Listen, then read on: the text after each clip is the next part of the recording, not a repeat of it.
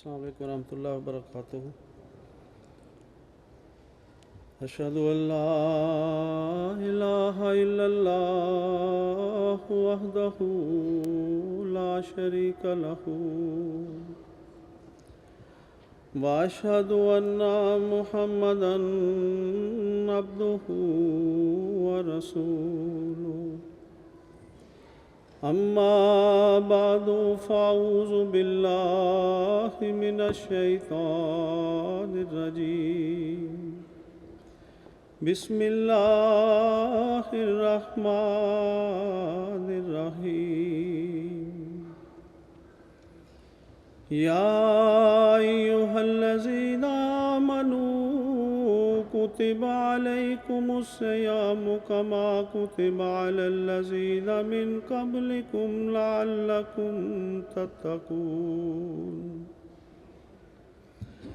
أياما معدودات فمن كان منكم مريضا أو على سفر فعدة من أيام أخر وعلى الذين يطيقونه فدية طعام مسكين فمن تطوع خيرا فهو خير له وأن تصوموا خير لكم إن كنتم تعلمون.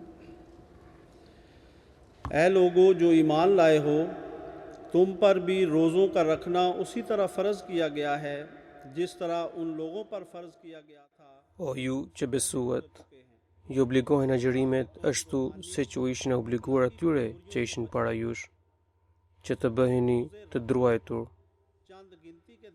Janë pak ditë të numëruara, pra kushto që është i sëmur prej jush ose që gjendet në udhëtim, le ta plotësojë numrin në ditë të tjera.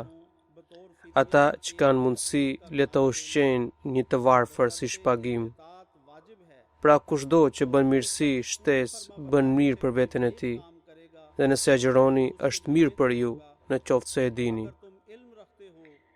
Muaji i Ramazanit është ai në të cilin u zbrit Kurani si udhërues për njerëzit dhe me shenjat e qarta që përbëhen nga shpjegimet e udhëzimit dhe çështjet dalluese të së vërtetës nga errema.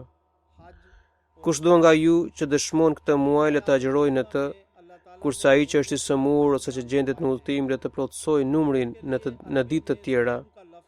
Allahu do lehtësi për ju dhe nuk do vështirësi për ju, dhe do që ju lehtësisht ta plotësojnë numrin e ditëve.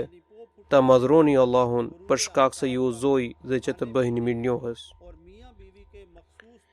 Feja islame ka 5 shtylla kryesore: shahadeti, namazi, agjërimi, haxhi dhe zakati. Në ajetet e lartë përmendura, Allahu i lartësuar ka shpallosur porosinë për të agjëruar. Në arabisht, për agjërimin përdoret fjala asom, që do të thotë për të mbajtur apo për të ndaluar diçka. Në terminologjinë islame, agjërimi nënkupton ndalimin e të ngrënit apo të pirit prej agimit deri në perëndimin e diellit, dhe për të ndërprerë marrëdhëniet bashkëtorë gjatë kësaj kohe, me qëllim për të adhuruar Zotin.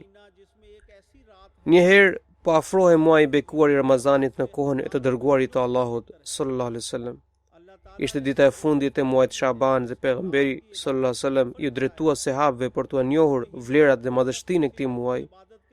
Hazret Salman al-Farisi radhiyallahu ta'ala anhu refen se dërguari i Allahut sallallahu alaihi wasallam tha: O njerëz, po ju afrohet një muaj madhështor për t'ju hyesuar. Është një muaj i bekuar në të cilin gjendet një natë e cila nga dobit dhe madhështitë e saj është më e mirë se 1000 muaj. Allahu i lartësuar ju ka obliguar agjërimin në të dhe adhurimin gjatë netëve të tij e ka bërë nafil. Nëse njeriu me anë të ndonjë adhurimi të tij vullnetar gjatë këtij muaji synon të fitojë afërsinë me Zotin, do të shpërblehet sa 70 vepra të obligueshme në ditët e zakonshme. Ky është muaji i durimit, dhe durimi shpërblehet me xhenet. Ky është muaji i dashurisë dhe mshurisë, gjatë të cilit shtohet dhe begatohet risku i besimtarit. Nëse dikush i aqel agjërimin agjëruesit, kjo vepër ja shlyen mëkatet dhe i shpëton nga zjarri. Njeriu i tillë shpërblehet njësoj si agjëruesi, pa ia paksuar asgjë nga shpërblimi i tij. Fillimi i këtij muaji është mëshira, kulmi është falja dhe përfundimi është shpëtimi nga zjarri. Gjatë këtij muaji Allahu e fal edhe atë dhe e çliron nga zjarri që i lehtëson detyrën punëtorit apo shërbëtorit të tij. Ebu Hurera radhiyallahu anhu refen se i dërguari i Allahut sallallahu alaihi wasallam ka thënë se kur vjen nata e parë e Ramazanit, u vihen pranga diajve dhe gjindeve dhe mbyllen portat e zjarrit derisa nuk i mbetet asnjë portë e hapur. Qelen dyert e xhenetit derisa nuk i mbetet asnjë derë e mbyllur. Një thirrës u bën thirrje duke thënë: "O kërkuesi i mirësisë, eja dhe dil përpara. O kërkuesi i ligësisë, ndalu." Mjaft shpirtra çlirohen nga zjarri për hir të Allahut dhe kjo ndodh në çdo natë të Ramazanit.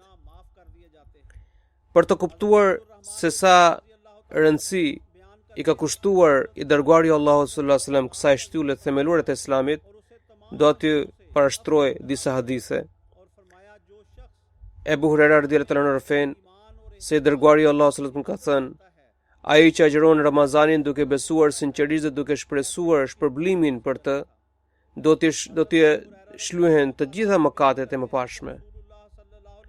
Abdurrahman bin Auf radhiyallahu anhu refen se i dërguari i Allahut sallallahu alaihi wasallam shpjegoi rreth Ramazanit dhe i quajti muajin më të mirë dhe tha se nëse dikush adhuron Zotin me bindje dhe duke shqyrtuar veten imtësisht gjatë muajit të Ramazanit, pra duke reflektuar mbi gjendjen e tij, Zoti e shpëton nga gjunahet sikur ishte kur kishte dalë nga barku i nënës. Abu Huraira radhiyallahu anhu transmeton se i dërguari i Allahut sallallahu alaihi wasallam ka thënë: "Ai që agjeron duke besuar sinqerisht dhe duke shqyrtuar veten, i falen gjunahet e mëparshme. Po ta kishit ditur dobit dhe vlerat e këtij muaji, ju sigurisht do të kishit dashur që i gjithë viti të ishte muaji i Ramazanit." Abu Masud Ghafari radhiyallahu anhu transmeton se pas ardhjes së muajit të Ramazanit e dëgjova të dërguarin e Allahut sallallahu alaihi wasallam duke thënë: "Sikur të dinin rëndësinë e Ramazanit, ndjekësit e mi do të dëshironin se gjithë viti të ishte Ramazani." Dikush e pyeti: "O i dërguari i Allahut, na tregoni vlerat e Ramazanit?" Ai i tha: "Zbukurohet xheneti që nga fillimi i vitit për muajin Ramazanit. Dhe kur bie dita e parë e Ramazanit, fryen erat poshtë arshit të Allahut, pra poshtë fronit të Allahut." Enes bin Maliku radhiyallahu anhu transmeton se dërguari i Allahut sallallahu alaihi wasallam ka thënë: "Ramazanit i është vënë ky emër sepse ai i zhurit dhe shkrumbon gjunahet, pra i djeg dhe i shkatron gjunahet." Ebu Huraira radhiyallahu anhu transmeton se pejgamberi sallallahu alaihi wasallam ka thënë: "Agjërimi është imburoja dhe kalaja e pamposhtur që e mbron nga zjarri." Salman Farsiu radhiyallahu anhu transportsil se dërguari i Allahut sallallahu alaihi wasallam ka thënë se Ramazani është i tillë muaj, nisja e të cilit është zbritja e mëshirës, pjesa e mesme është falja për Zotin dhe fundi i tij është shpëtimi nga zjarri. Enes bin Maliku radhiyallahu anhu transmeton se kam dëgjuar të dërguarin e Allahut sallallahu alaihi wasallam duke thënë se ja ka ardhur muaji i Ramazanit. Në të qelen dyert e xhenetit ndërsa mbyllen dyert e xhenemit dhe diajve u vihen pranga. U shkatrofta ai i cili gjeti Ramazanin, por nuk arriti dot shpëtimin për mëkateve. Po nuk shpëtoi në Ramazan, kur të shpëtoi ai? Abu Huraira radhiyallahu anhu transmeton se dërguari i Allahut sallallahu alaihi wasallam ka thënë se kur bie nata e parë e Ramazanit, Allahu lartësuar shikon te krijesa e tij. Dhe kur ai sheh ndonjërin prej robërve të tij, ai nuk e ndeshkon kurrë. Allahu lartësuar çdo ditë shpëton qindra mijëra njerëz nga xhehenemi. Kur bie nata e 29 e Ramazanit, Allahu lartësuar fal aq shumë njerëz sa kishte falur gjatë 28 netëve të kaluara të Ramazanit. Në një hadith tjetër tregon se dërguari i Allahut sallallahu alaihi wasallam ishte njeriu më bujar sidomos gjatë Ramazanit, bujaria e tij shfaqe në mbushullim dhe zemërgjerësia e tij shpërfaqet gjithkund si një furtunë e vrullshme. Dhe Aisha radhiyallahu anha transmeton se përkushtimi, mundimi dhe angazhimi që i dërguari Allahu sallallahu alaihi wasallam i ndërmerrte për ta adhuruar Zotin gjatë Ramazanit nuk dukeshin gjatë ditëve të tjera. Salman al-Farsi radhiyallahu anhu transmeton se profeti sallallahu alaihi wasallam ka thënë që Zoti i lartësuar ka obliguar agjërimin gjatë ditëve të Ramazanit, ndërsa ibadetin gjatë netëve të tij i ka cilësuar si nafil. Ky është muaji i durimit dhe shpërblimi i durimit është xheneti. Ky është muaji i dhémshurisë në të cilin shtohet dhe begatohet risku i besimtarit. Dhe ky durim nuk shfaqet vetëm përballë urisë dhe etjes, madje besimtari përmbahet jo vetëm përballë dëshirave të shturura, por edhe kur përballet me sjellje të papëlqyeshme nga të tjerët. Abu Huraira radhiyallahu anhu përsërit se dërguari Allahu sallallahu alaihi wasallam ka thënë: agjërimi është mburoja, andaj agjëruesi duhet të shmanget bisedave të pahishme dhe nuk duhet të bëjë veprime të kohës së ignorancës. Nëse dikush zihet me të apo i drejtohet me fjalë të rënda, ai duhet të përgjigjet 2 herë duke thënë: unë jam i agjërueshëm, unë jam i agjërueshëm. Mesih premtullah selam duke përshkruar shkallën më të lartë të kësaj vetëpërmbajtje shkruan: ai thotë: unë mund të përmbaj veten time dhe Zoti i lartësuar ka nënshtruar nefsin tim deri në atë shkallë që nëse dikush më drejton sharje më të rënda për 1 vit radhasi, përfundimisht ai do të turprohet dhe do të pranojë se nuk mundi të më lëkundte nga qëndrimi. Të nderuar miq, muaji Ramazanit mban vlera të mëdha dhe bekime të pallogaritshme. Mesih premtullah selam duke shpjeguar madhështinë e këtij muaji dhe bekimet e agjërimit shkruan: Shahr Ramadan alladhi unzila fihi al-Quran.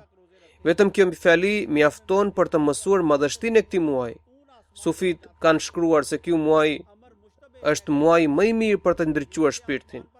Nëse namazi e pastron dhe dëlirson nefsin pra shpirtin, agjërimi e ndriçon zemrën. Pastrimi i shpirtit nënkupton largimin nga epshet e gjendjes instinktive, kurse ndriçimi i zemrës do të thotë se robi të gëzoj keshfin, pra ta shikoj Zotin. Andaj unzila fil Quran i referohet pikërisht kësaj gjendjeje dhe nuk ka asnjë dyshim në të. Agjërimi sjell shpërblime shumë të mëdha, por sëmundjet dhe interesat e privojnë njeriu nga kjo dhunti. Është e vërtetë dhe që kjo shprehje që pleqëri dhe qindra dobësi. Pra njeriu përballet me lloje dobësisë dhe sëmundjesh gjatë periudhës së pleqërisë.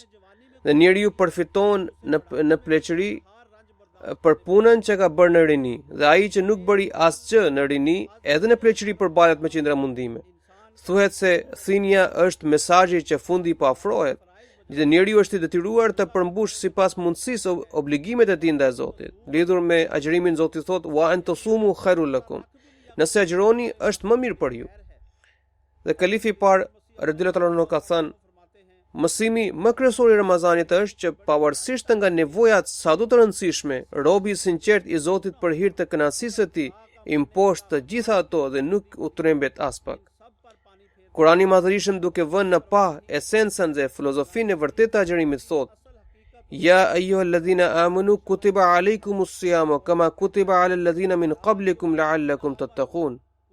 Ju obligohet agjërimi me qëllim të përvetësoni takuan, pra druajtje ndaj Zotit. Agjëruesi vetëm për hir të Zotit braktis të gjitha ato gjëra që shariati i ka lejuar dhe nuk i ka ndaluar konsumimin e tyre.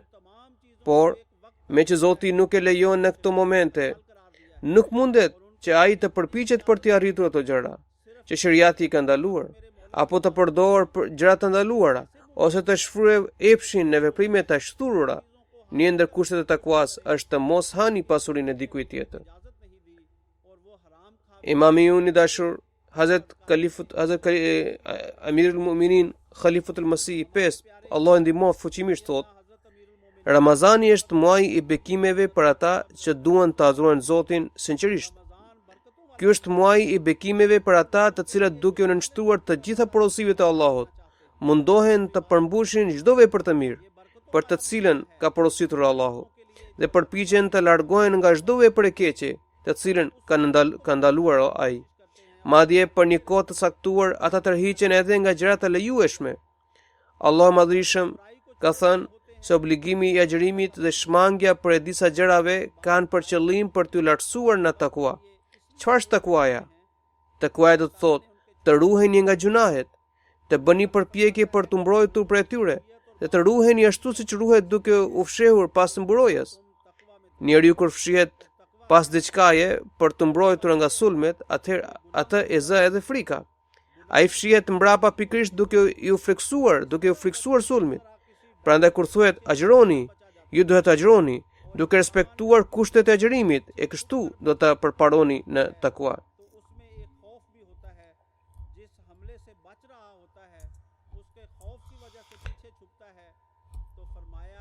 Nuk është e drejtë të shmangemi agjërimit duke gjetur arsye të dobta. Për ata që nuk agjërojnë qëllimisht, i dërguari Allahu sallallahu alaihi wasallam ka thënë që ai që lë agjërimin e Ramazanit qoftë edhe për një ditë pa pasur asnjë arsye të shëndosh, nuk mund ta kompensojë atë për atë agjërim që ai nuk e mbajti, edhe nëse agjëron gjithë jetën. Dhe Mesihi premtues selam ka thënë: po të kishte dashur Zoti edhe për këtë ummet, do të kishte hequr të gjitha obligime sikur fe të tjera. Por këto obligime shërben për të sjellë dobi njeriu. Në mendimin tim, nëse njeriu i lutet Zotit sinqerisht dhe përullësisht për të mos privuar prej bekimeve të këtij muaji, Zoti i lartësuar nuk e privon atë. Madje edhe nëse ai sëmuret në Ramazan, sëmundja e tij është mëshirë për të, sepse veprat varen nga niyeti, pra nga qëllimi. Besimtari duhet të tregohet i trim në rrugën e Zotit. Nëse dikush mbetet i paagjërueshëm, ndërsa kishte dëshirë të sinqertë që sikur të ishte i mirë dhe i shëndosh do të agjëronte, dhe zemra i përmallohet me këtë dëshirë, atëherë për të agjërojnë engjëjt. Nëse nuk është hileqar, Zoti i lartësuar kurrë nuk do ta privojë atë nga shpërblimi. Kjo është një çështje e thellë. Nëse dikush për shkak të përtatësisë personale kujton se agjërimi është i rënd për të, apo mendon se është i sëmur dhe nëse nuk ushqehet për një kohë të gjatë, pra për një vakt, do të marrë do të sëmuret, apo do t'i ndodhin këto apo ato gjëra, dhe bekimin e Zotit e konsideron si gjobë ndaj vetes, pra si një shtrëngesë, i tillë njeriu nuk mund të meritojë mirësitë e Zotit. Por ai që e pret Ramazanin me harez e gëzim, që ai të vinte dhe kjo të agjëronte, por për shkak të sëmundjes nuk agjëroi dot, i tillë njeriu nuk ka mbetur i privuar nga agjërimi në qiell. Bota ka shumë njerëz që sillen dredhisht dhe kujtojnë se ashtu sikur ne i mashtrojmë njerëzit e botës, do ta mashtrojmë edhe Zotin. Hileqarat veti sajojnë arsyet, e pastaj duke përzier me mundimet dhe e zahmete, i konsiderojnë të drejta dhe të mirëqëna. Por në sy të Zotit, ato nuk janë të drejta. Çështja e formalitetit dhe gjetjes së lehtësisë është mjaft e gjerë. Nëse do njeriu mund të falet tërë jetën duke ulur, e të mos agjërojë kurrë, por Zoti i njeh mirë niyetin dhe qëllimin e tij, që është i sinqertë dhe i përulur. Zoti i Madhrishëm di që ai njeri ka një zemër të dhëmshur, dhe me që dhëmshuria dhe mallëngjimi janë veti të çmueshme, Zoti e shpërblen më shumë.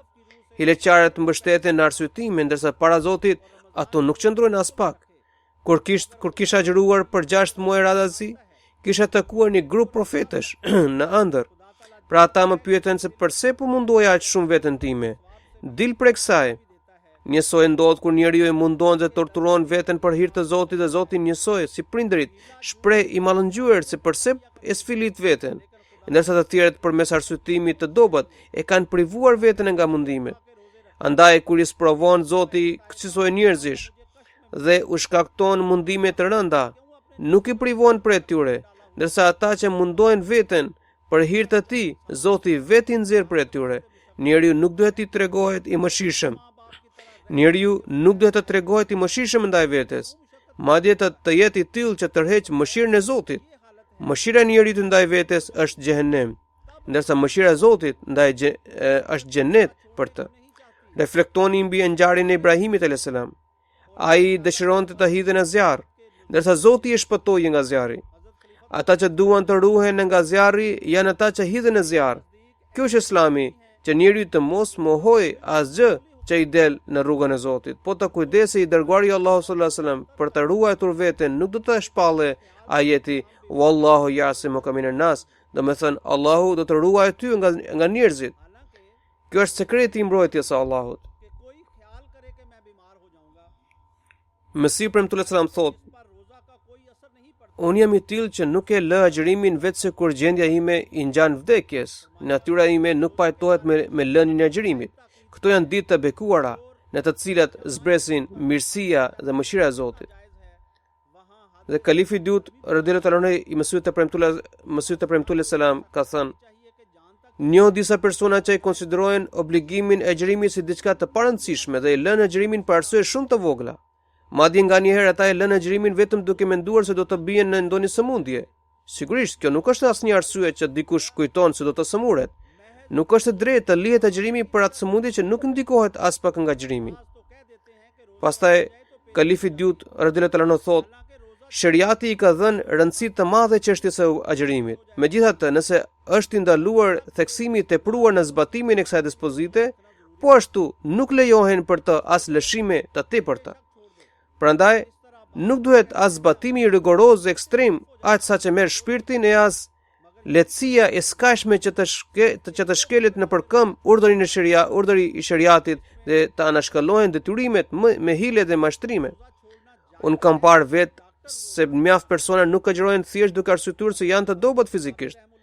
Disa thonë po të agjërojnë me njëherë I kap heqje të shpeshta barku, edhe pse dizenteria nuk përbën as arsye të mjaftueshme për të lënë agjërimin.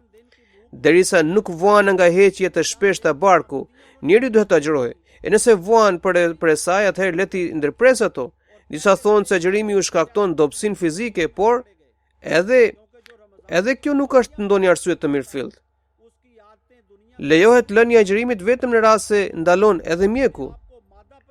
Hazrat Kalifi IV rahimullah thotë, ata që nuk agjërojnë gjatë muajit të Ramazanit nuk kanë haber se prej çfarë mirësish po mbeten të privuar. Ata nuk duruan urinë e disa ditëve, nuk përballuan dot pengesat e disa ditëve dhe kështu mbeten të privuar nga dobi të shumta. Ata ndrydhen ende më shumë nga prangat e dynjas, sepse njeriu që nuk I duron dot ndalimet e Ramazanit mposhtet adetet e dynjas. Mposhtet nga adetet e dynjas. Njeriu I tillë është vetë shkaktar për shtrëngimin e tij në prangat e materializmit. Të tillë njerëzish ditë për ditë bëhen sklever të një jete të poshtër e pastaj pavarësisht nga dëshirat nuk lirohen dot prej këtyre lidhjeve. Prandaj është një vendim I rëndësishëm që shtrëngimet e ditëve të Ramazanit të pranohen me gëzim dhe zell të madh. Nëse do t'i pranoni këto shtrëngime, do të mësoni se sa shumë dobi të pakufizueshme mbajnë ato. Mundimet e disa ditëve do të sjellin aq shumë fitime që do t'i ushqejnë për tyre që do t'i ushqejnë gjatë gjithë vitit.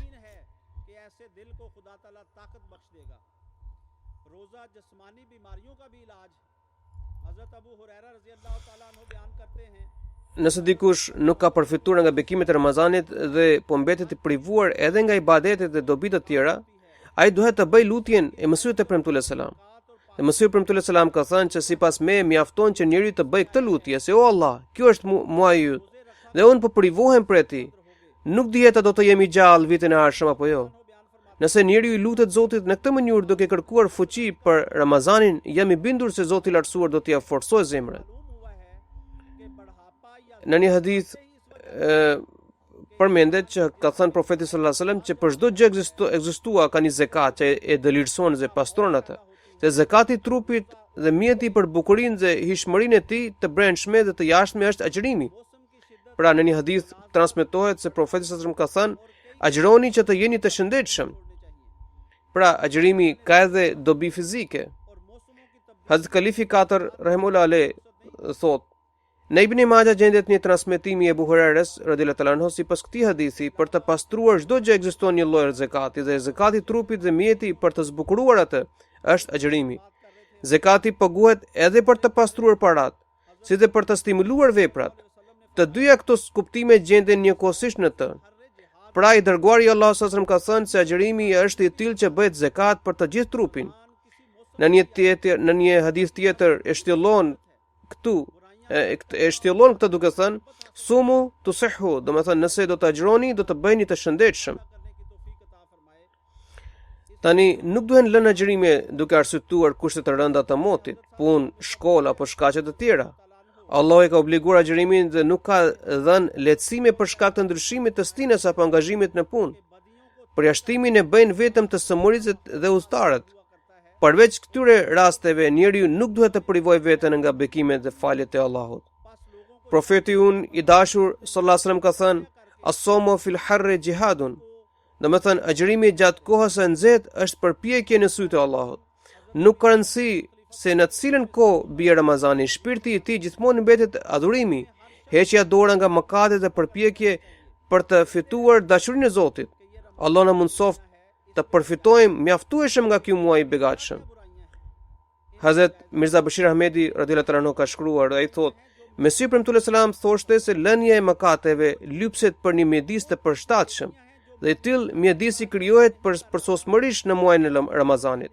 Njerëzve u duhet që duke reflektuar mbi gjendjen e tyre të bëjnë për të hequr dora nga ndonjërin prej dobësive personale.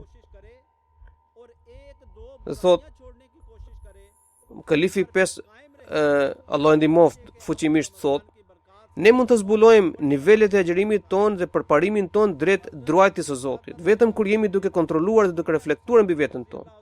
Kur nuk jemi duke nuhatur të metat e të tjerëve, por gjurmojmë dobësitë tona, kur jemi duke analizuar se çfarë vepra të mira kemi kryer sot, apo jemi përpjekur t'i përmbushim dhe prej sa vepra të këqija jemi larguar. Pastaj e thot: çdo njeri duhet të kontrollojë nefsin e tij gjatë agjërimit.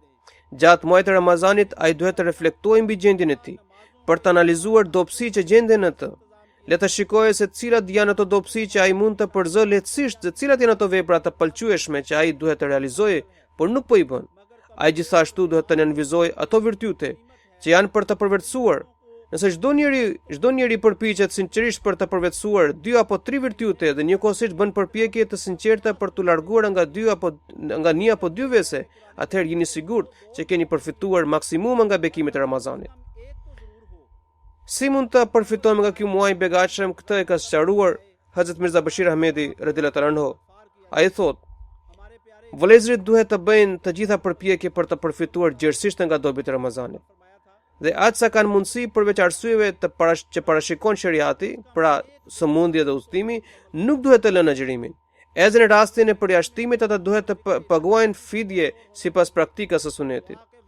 Gjatë këtij muaji duhet përkushtuar një vëmendje të veçantë recitimit të Kuranit famlar. E mira është që të recitohet Kurani 2 herë, por ndryshe le të lexohet të paktën 1 herë. Kur lexojmë për mëshirën e Zotit, duhet t'i kërkojmë mëshirën, dhe kur lexojmë për ndëshkimin e Zotit, duhet t'i kërkojmë falje. Gjatë këtij muaji duhet t'i japim rëndësi të posaçme lutjes dhe të përkujtuarit të Allahut. Kur lutemi, gjendja jonë duhet të jetë e tillë sikur gjendemi në praninë e Zotit. Pra ai na sheh dhe ne e shohim. Në lutjet tona duhet të lutemi veçanërisht për shëndetin dhe jetë të gjatë të kalifit.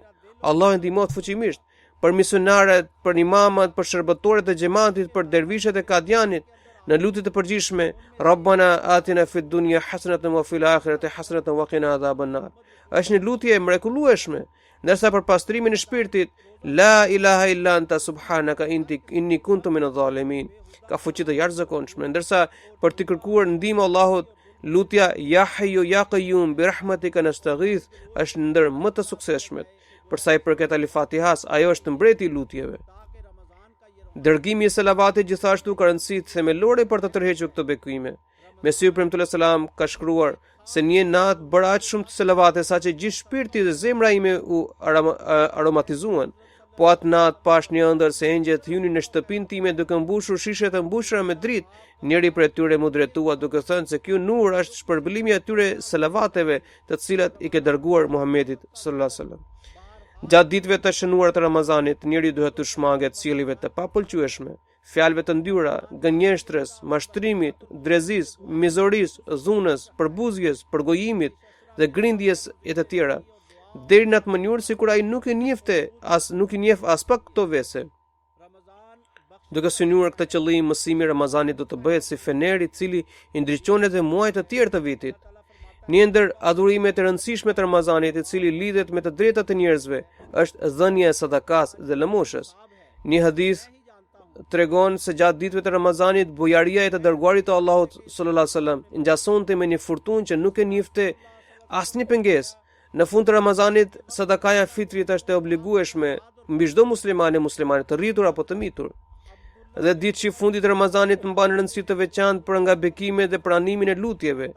Gjatë kësaj periudhe besimtari duhet të angazhohet në nafile për kujtimin e Allahut, lutje, recitimin e Kuranit dhe dërgimin e salavateve. Ata që kanë mundësi dhe nuk i pengojnë detyrat e tyre mund të fitojnë edhe bekimet e veçanta shpirtërore. Përndryshe, të paktën duhet të përkushtohen veçanërisht nafileve për kujtimit të Allahut dhe lutjes gjatë netëve të këtij 10 fitshi të fundit në një mënyrë të veçantë për gjatë netëve tek. Nëse do Allahu, ata mund të gazojnë edhe atë natë të bekuar, e cila konsiderohet më e mirë se gjithë jeta e njeriut. Allah na mundsoft të përfitojmë bekimet e këtij muaji madhor dhe na sjell të ndryshime të pastra në qenien tonë dhe na mbarsoft jetën tonë shpirtërore dhe atë materiale. Amin. तमाम Allahumma बरक़ात से amin. फ़ायदा उठाने की तौफीक अता फरमाए।